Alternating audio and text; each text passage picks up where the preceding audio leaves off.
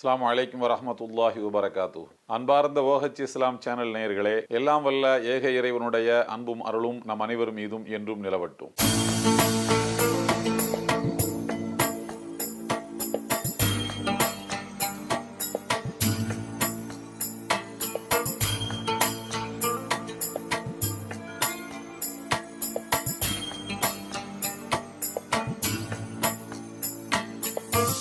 அல்லாஹு அக்பர்.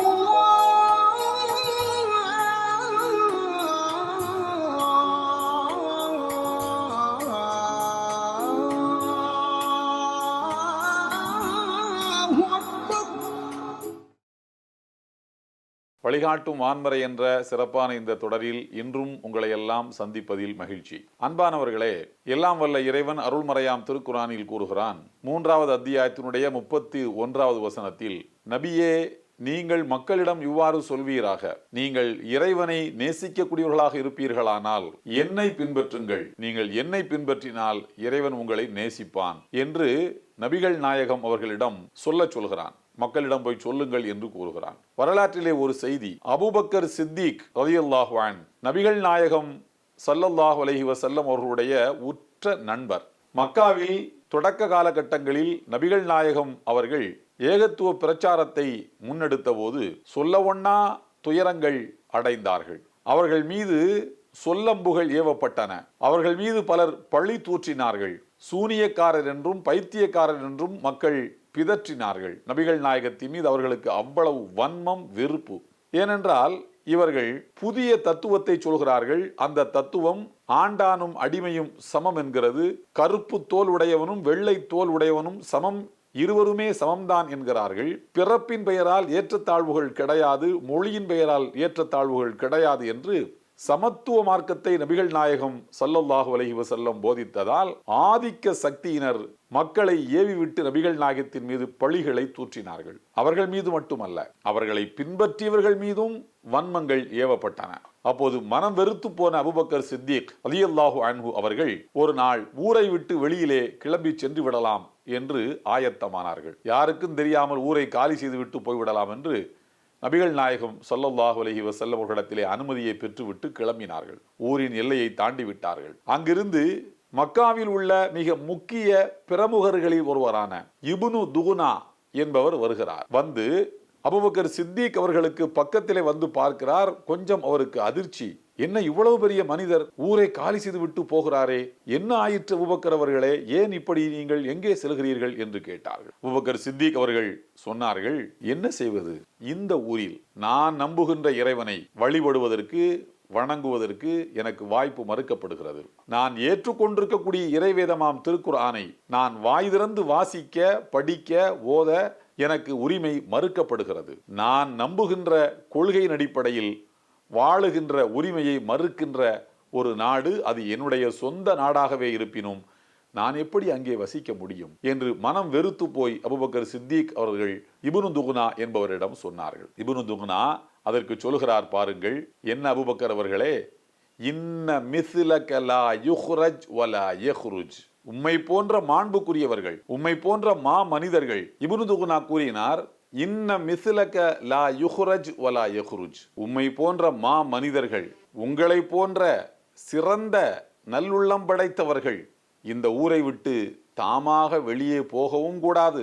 நீங்கள் இந்த ஊரை விட்டு வெளியேறும் அளவுக்கு வேறு யாரும் உங்களுக்கு இடைஞ்சலும் தொந்தரவும் தரக்கூடாது. அப்படிப்பட்ட மனிதர் நீங்கள். நீங்கள் யார்? ஏழை வாழைகளுக்கு உதவிகளை செய்கின்றீர்கள்.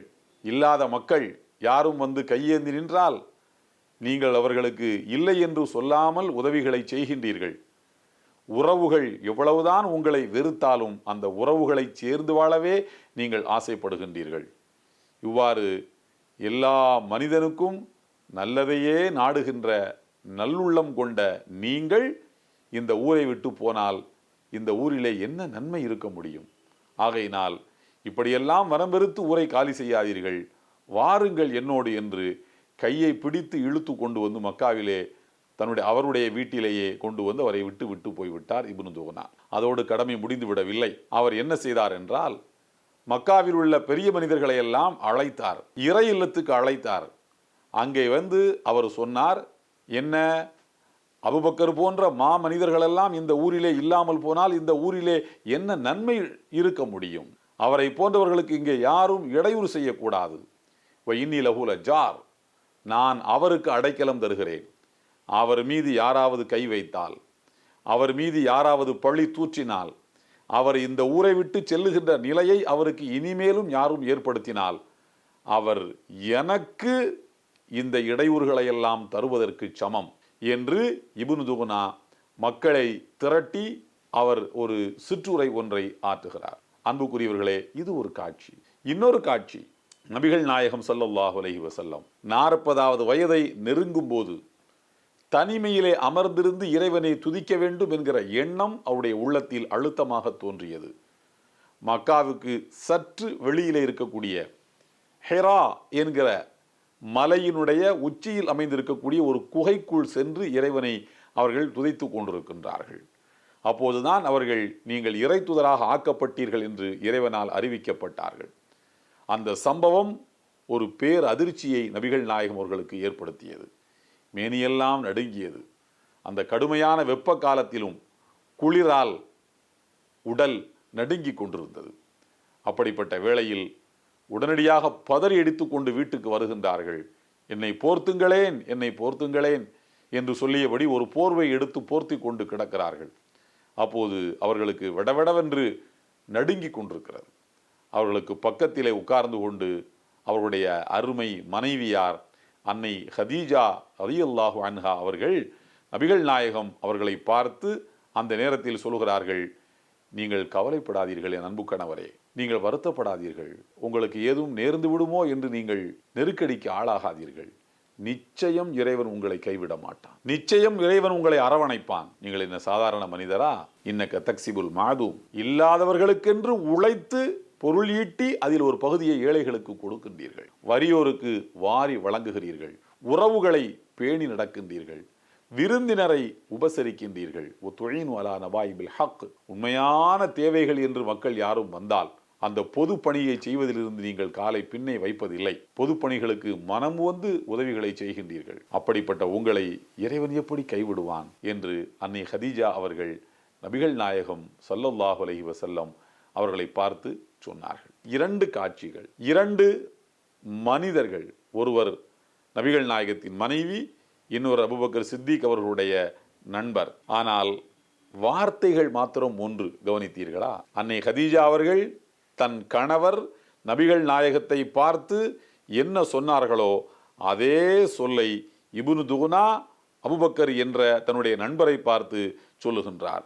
நீங்கள் தக்சிபுல் மாதூம், இல்லாதவர்களுக்கு உதவிகளை செய்கின்றீர்கள். வதஸிலுர் ரஹம், உறவினர்களோடு நீங்கள் இணங்கி வாழுகின்றீர்கள். வதஹ்மிலுல் கல், வாழ்க்கையின் சுமைகளை சுமக்க இயலாமல் நிலை தடுமாறி நிற்கக்கூடியவர்களுக்கு நீங்கள் அவருடைய சிரமத்திலே பங்கெடுக்கின்றீர்கள். இந்த சொற்கள் ஒரே சொல், 2 காட்சிகள், 2 மனிதர்கள், 2 மனிதர்களை பார்த்து சொல்லப்படுகிறது. சொற்கள் மாத்திரம் ஒன்று. அப்படியானால் நபிகள் நாயகம் ஸல்லல்லாஹு அலைஹி வஸல்லம் எப்படி வாழ்ந்தார்களோ அப்படியே வாழ்ந்தார்கள் அபூபக்கர் சித்திக் அவர்கள். இவர்களிடம் என்னென்ன பண்புகளெல்லாம் குடிகொண்டிருந்தனவோ அந்த எல்லா நற்பண்புகளும் அபூபக்கர் சித்திக் அவர்களிடமும் இருந்தது. இறைவன் மனிதனிடமிருந்து இதைத்தான் எதிர்பார்க்கின்றான். நபியே, அந்த மக்களிடம் நீங்கள் சொல்வீராக, நீங்கள் இறைவனை நேசித்தால் என்னை பின்பற்றுங்கள் என்று சொல்லிவிடுவீராக. அபூபக்கர் சித்திக் அவர்கள் இறைவனை நேசித்தார்கள். அதனால் நபிகள் நாயகம் ஸல்லல்லாஹு அலைஹி வஸல்லம் அவர்களை பின்பற்றினார்கள். அணுவளவு கூட பிசகாமல் பின்பற்றினார்கள். இப்படித்தான் நாமும் நபிகள் நாயகம் அவர்களை பின்பற்றி வாழ வேண்டும். எல்லாம் வல்ல ஏக இறைவனுடைய அன்பும் அருளும் நம் அனைவர் மீதும் என்றும் நிலவட்டும். இந்த வீடியோ உங்களுக்கு பிடிச்சிருந்தா லைக் பண்ணுங்க, ஷேர் பண்ணுங்க, கமெண்ட் பண்ணுங்க.